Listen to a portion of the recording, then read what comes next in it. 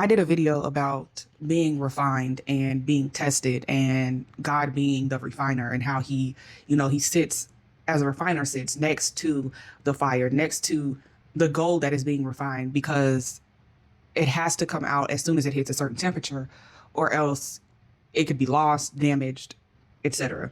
And I used Psalm 66 as one of the scriptures of reference. The other one came from Job.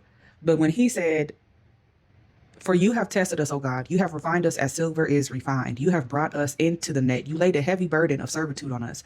You made men right over our heads in defeat. We went through the fire and through the water, and yet you brought us out into a broad place of abundance to be refreshed.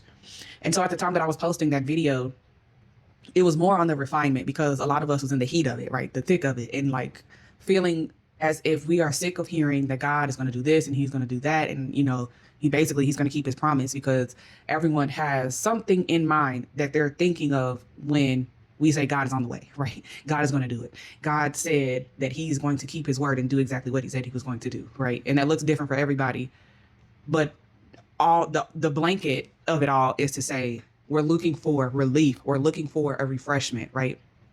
So although I had focused on the refinement and how it's necessary and it's a necessity and it's not something that we should gripe and complain about, because even James says in James chapter 1, verse 2, consider it nothing but joy. And I know we hear that and we're like, but it's the word, right? Consider it nothing but joy, my brothers and sisters, whenever you fall into various trials, and be assured that the testing of your faith through experience, it produces endurance, leading to spiritual maturity and inner peace. And let endurance have its perfect result and do a thorough work so that you may be perfect and completely developed in your faith, lacking in nothing. Although, we kind of get sick of the refinement is not easy. The refinement is not easy, but by any measure, right? Fire is fire. It burns, it hurts, it's all of these things. However, in Psalm 66, David said, yet you brought us out into a broad place of abundance to be refreshed.